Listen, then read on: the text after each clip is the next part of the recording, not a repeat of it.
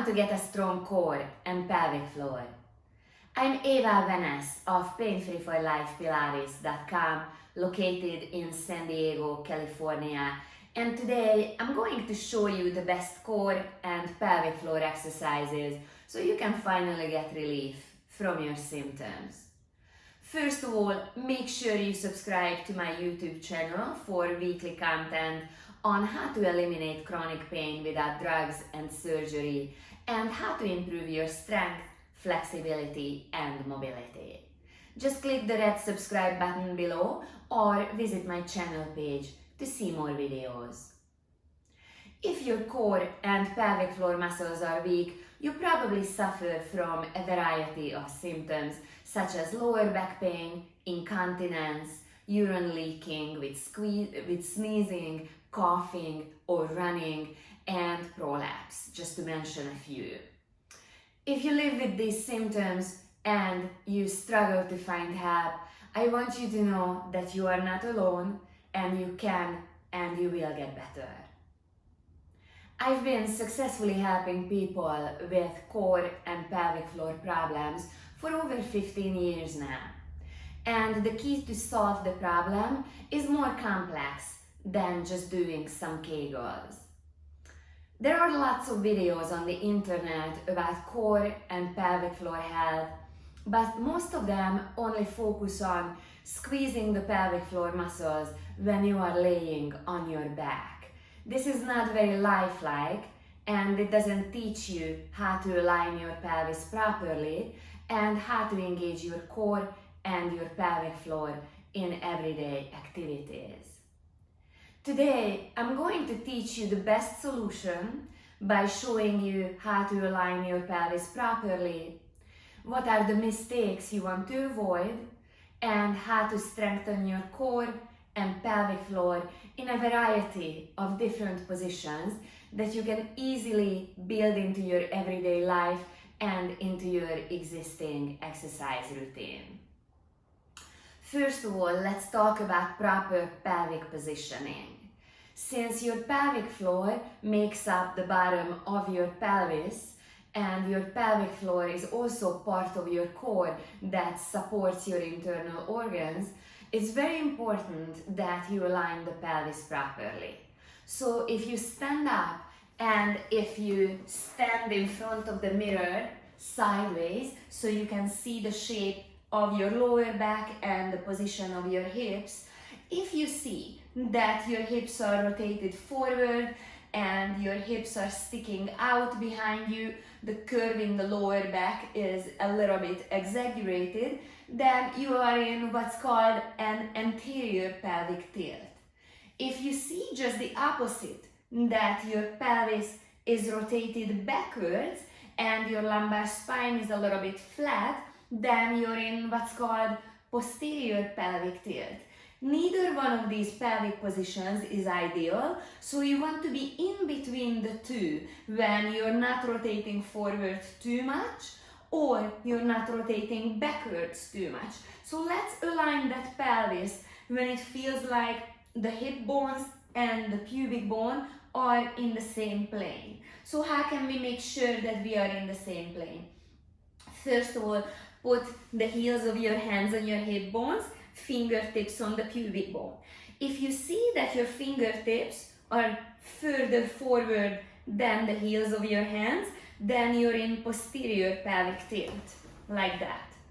If you see that your thumbs are sticking out but you can't see your fingertips, then you're in too much in anterior pelvic tilt.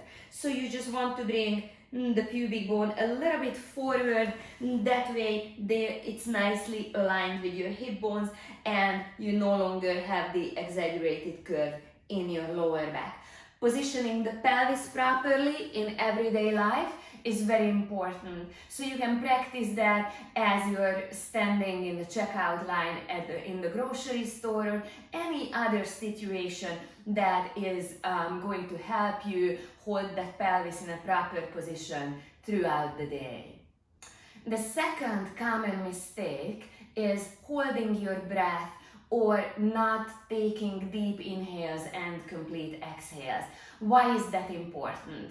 Because the pelvic floor, as I said, is part of your core. It supports your internal organs from the bottom, while the diaphragm, our major breathing muscle, is located on the top of your core. So basically, whenever you take a nice deep inhale, the diaphragm sinks down to facilitate the air coming into the lungs. When you take a complete exhale, the diaphragm rises, and as if it was a siphon, it pulls up on your pelvic floor. It's especially important when you exercise to breathe properly and take complete inhales and exhales, because if you don't do that, or if you breathe the wrong way, then you're creating what's called excessive intra-abdominal pressure that will press even more on your pelvic floor, which is not going to help you with your pelvic floor strengthening. So what you need to do is, as you exert yourself during an abdominal exercise, you want to blow out the air. That way your pelvic floor muscles will contract, your abdominal muscles will contract, and you're not creating this big balloon in your lungs and in your abdomen. And right now it probably sounds a little bit confusing, but as I walk you through the exercises, I'm gonna cue you on the breathing, so make sure that you pay attention to that, and that way you get the proper breathing and the most benefit from the exercises. So first of all, we are getting into a quadruped position, and just think about what I said about the position of the pelvis. Make sure the lower back isn't sagging. So just try and align your pelvis when it feels like you have a small curve in the lower back, not too much, not too little, just a slight little curve. Then just place a hand on your tummy and let your abdominal wall completely relax. Let those muscles relax so your tummy is hanging down a little bit. Then take a nice deep inhale. On your exhale, suck your stomach up and away from your hand and from your shirt, but don't change the shape of the spine. So again, let's take a nice deep inhale. Let your abdominal wall relax. Then, as you exhale, suck your tummy up and away from your shirt. Let's do a couple more repetitions. Soften the abdominals, take a nice deep breath in. On your exhale, suck your stomach up and away from your shirt. It should feel like you're lifting your belly button into your abdominal cavity. One more try, take a nice deep inhale in. Then on your exhale, suck your stomach up and away from your shirt. Okay. Next, lay down on your back. Have your knees bent. Again, try and have a neutral spine position. Not too much curve in the lower back, not too little curve, just a slight one. Rest your arms by your sides. Now think about tucking the pelvis under, bringing your pubic bone up towards the belly button. So take a nice deep inhale in. On your exhalation, tuck the pelvis under, bring the pubic bone up towards the navel as much as you can. Then return to a neutral position. Take a deep inhale in again. This time we are aiming the pubic bone towards the right hip bone. So that's going to be a little bit more challenging. Take an inhale. On your exhale, pubic bone is pointing towards the right hip bone. Then return to your resting position. Take another inhale. On your exhale, point that pubic bone towards the opposite, towards the left hip bone. So we are going diagonally. And relax. Let's repeat this. Take an inhale. On your exhale, pubic bone towards the navel. Relax. Inhale. Exhale, pubic bone towards the right hip bone. Relax. Inhale. Exhale. And pubic bone towards the left hip bone. So the point of this exercise is to strengthen the muscles of the lower abdomen and also to contract the pelvic floor in different positions. First, when both of your left side and right side evenly engaged. And after that, we just use one side at a time. So first of all, take a nice deep breath in. On your exhale, pubic bone up towards the belly button. Relax. Take a nice complete breath in. Exhale, point the pubic bone towards the right hip bone. Return. Inhale. Exhale, point the pubic bone towards the left hip bone. So just practice this. You may feel a difference between the left side and the right side. That just shows that maybe one of your sides is a little bit weaker than the other. So practice and get really good at it. And then let's flip over onto our stomach. Extend your legs out, bring your heels together and your toes apart so you have a little whale tail between your feet. And bring the legs a little bit apart, just a few inches. Take an inhale. On your exhale, draw your heels and your inner thighs all the way together and squeeze the thighs and squeeze the glutes. Now let's cue the breathing. So legs are separated and relaxed. Take a nice deep inhale in. On your exhale, draw your legs together. Squeeze the inner thighs, the glutes. Lift the pelvic floor muscles a little bit. Draw the belly button a little bit into your spine and squeeze the heels together. Separate the legs. Take a deep inhale in. On your exhale, close the legs. Zip the legs up from the heels all the way up to the pubic bone. And we'll do one more of these, then we'll change it a little bit. Take a deep breath. On your exhale, draw your legs together. Heels touch, inner thighs touch, glute squeeze, pelvic floor squeezes. And on top of that, pull your belly button up and away from the floor. And then we're gonna tap the heels together a little bit. So let the legs slightly separate. Take an inhale. On your exhale, bring the legs together. And now we're gonna do 1, 2, 3, 4, and 5 little taps. And then relax the legs. Take an inhale. On your exhale, draw the legs together. Then tap, tap, tap, tap. And a fifth one. Relax. Let's do this one more time. Take a deep breath in. On your exhale, lift the belly button. Draw the heels together for 1, 2, 3, 4, and 5 little taps. And then bend your knees.